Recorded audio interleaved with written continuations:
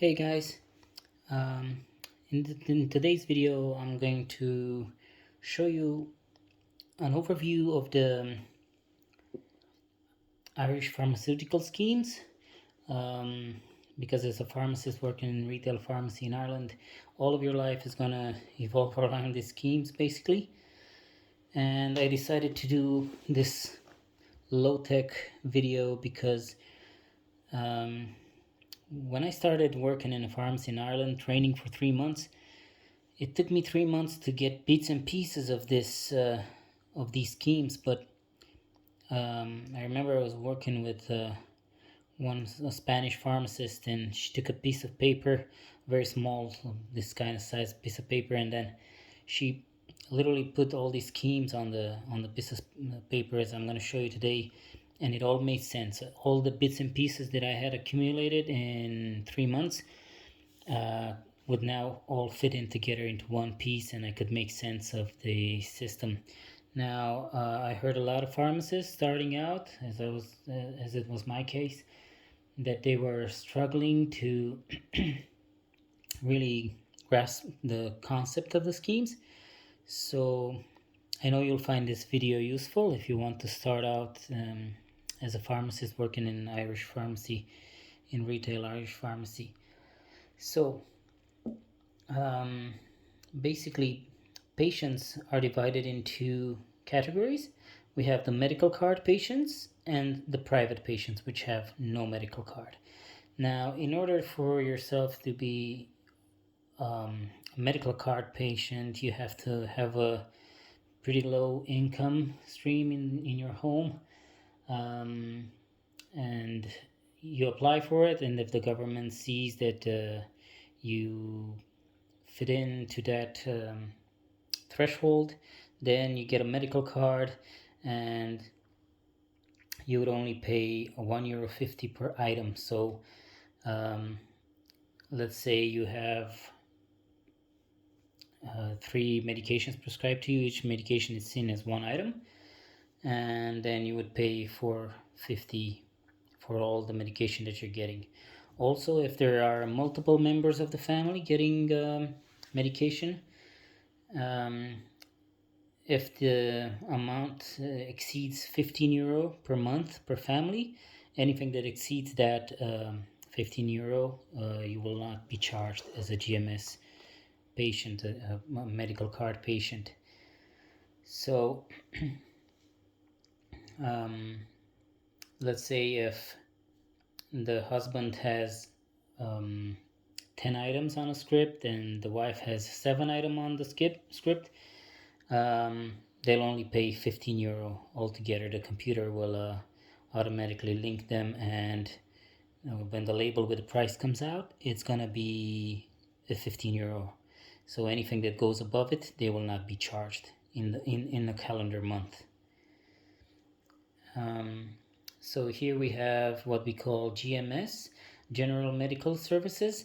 You'll hear about a GMS patient or a GMS script or a GMS prescription. Before COVID, they used to come in special forms, and they still do, but most of them now are emailed. So the doctor emails in the prescription, and you would have the GMS number in the prescription that was emailed into the pharmacy, and then that would count as a valid GMS script. GMR stands for General Medical Repeated. So you'll see patients getting medication for 3 months, and there are several forms. So there are 2 pages of each form for every month. So basically you stamp the first page of the prescription, and you stamp the other one where it says first month. When you dispense the first month, you stamp the second month where it says the second, and the third where it says the third, and then the prescription is finished. You have GMS dental, so they might need an antibiotic or a painkiller for dental treatment. It has to be written on a GMS form, or the dentist should have a GMS contract and email in a GMS prescription for them. If a patient is on medical card but goes to a dentist that doesn't have a GMS contract, doesn't have a GMS form, um, they'll have to pay the full price of the medication. They won't be covered under GMS unless they they can get an emergency supply for a day or two, and then they could get that prescription into their GP, which has a GMS contract, and then their GMS contract, their GMS doctor, their GP would issue them a GMS prescription, and they would only pay 150 per item. We have hospital emergency scheme. Basically what this means, if they get prescribed medication while they're in the hospital and then they're discharged, they come to the pharmacy. You can give them 7 days emergency supply, which means you supply the medication for 7 days, and then in those 7 days they need to bring the prescription from the hospital to the GP. You give them a copy, you keep the original, and that copy goes to the GP, and the GP issues them a prescription, a GMS prescription. And we have the hardship scheme. So under the hardship scheme, there are items that are not covered on the GMS list. So the patient, even though their GMS, they would need to pay the full amount. They could be on licensed medication that doesn't have a license to be put on the Irish market, but can be imported from other countries. So hardship, you have to apply specially for them. Their doctor needs to apply for them. That would be the normal way to do it, but most common, I think, is the pharmacist that does it. So the pharmacist emails the doctor, and the doctor emails back saying that they agree for the patient to be on the hardship scheme, and then you reach out to the local authorities, and if they approve for the patient to go on this hardship scheme, they will not pay for the price of the medication. So it will go through as either they won't pay for it at all, or maybe they'll pay 150 per item. Now, the 150 is for people under 70 years old. If you're over 70 years old, you only pay €1 per item, and the threshold here is €10. So a GMS patient over 70 years old will not be charged more than €10 per household. Now you see the arrows pointing down. This means we have the LTI scheme, in which the patient doesn't pay anything. That's for a long-term illness scheme. So there are certain illnesses like diabetes that go under the LTI scheme, and so the patient doesn't pay anything for his insulin or oral tablets for diabetes. And there are a list of them of illnesses that go under this scheme. But they need to register themselves with the HSE and get an LTI number. And once we have the LTI number in the system, in the computer will generate the label, a price label of 0, because they will not be paid. We will be reimbursed by the PCRS at the end of the month for the price of the medication we give out to them. Also high-tech medication, which can go up to thousands of euro per item.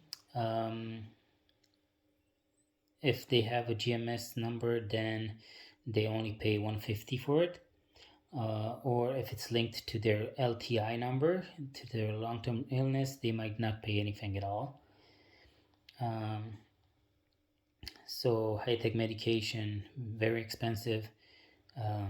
The patient would only pay 150 per item if they're GMS, and they wouldn't pay anything if they're LTI. So in the computer, you link their LTI number or their GMS number to the high-tech scheme, and the computer automatically recognizes if they are to pay 150 or they're not to pay at all. Now, if you're what we call a private patient, which has no medical card, basically you pay for the price of the medication and the dispensing fee of the pharmacy. But if your medication for your household, if the price of the medication for your household goes over 114 euro per month, anything that exceeds this amount, you will not be charged. So say if the husband gets 80 euros worth of medication and the wife gets 60 euro worth of medication, and maybe their children that are getting 20 euros worth of medication, they will only pay 114 within the calendar month. So everything they get in a calendar month from the same pharmacy, this only applies if they go to the same pharmacy to get their prescription.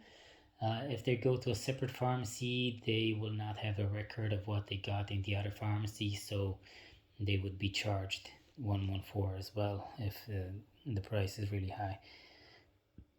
So that's when you'll hear of they're private patients, or they're medical card patients, or GMS as we call them. And for patients that do not exceed 114, they will not need a DPS number. This can be obtained online. Say if you've never been on medication before, but now you have health issues and that you're prescribed a lot of medication, the pharmacist can set you up on an emergency DPS scheme. So you give the pharmacist your details, the pharmacist applies online, and that is valid for 3 months. And those 3 months the patient has to follow it up online. They have to go online and follow it through with the HSC, and then the HSC will send them a DPS card with their own allocated number, and that will be they could be valid for a few years. The date will be on it, the validity date. So if say you get 20 euros worth of medication every month, or 70 euros every month per household, you wouldn't need a DPS card, and then you would be going under what's called the drug refund scheme. Basically, in the drug refund scheme, you pay the full amount of your medication. You pay the dispensing fee as well. So say you get 70 or 80 euro or 90 euro every month. At the end of each year, or you can even go 4 years behind of when you're doing your tax calculations, you can actually claim for 20% of your medication costs. So if you get 20% back as a tax rebate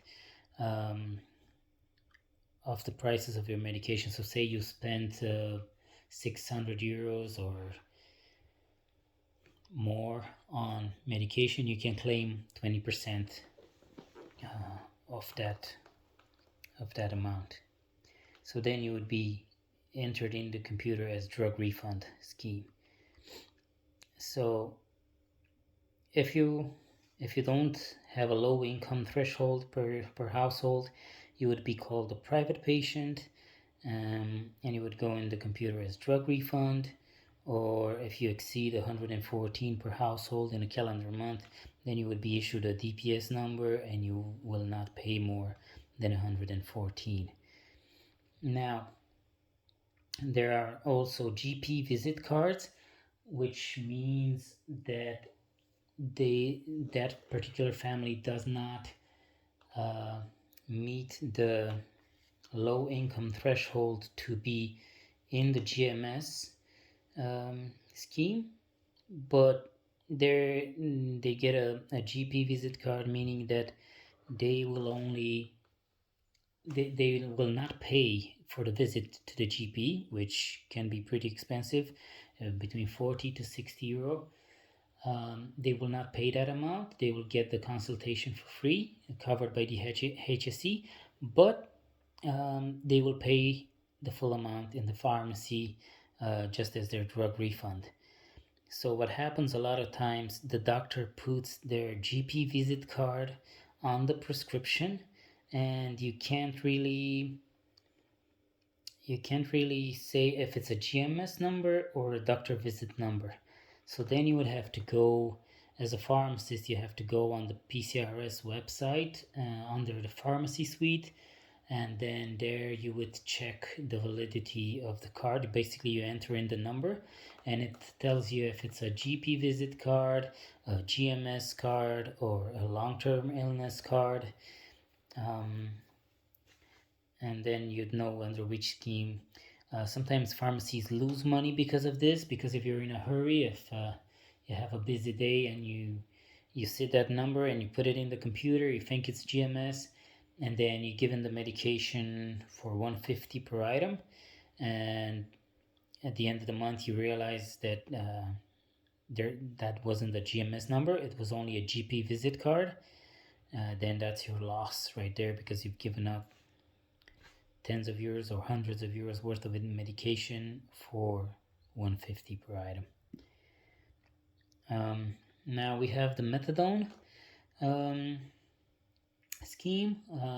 This scheme in particular, you don't need any threshold or anything to be on it. If you're a methadone patient, then you go automatically on the methadone scheme and you get your treatment for free.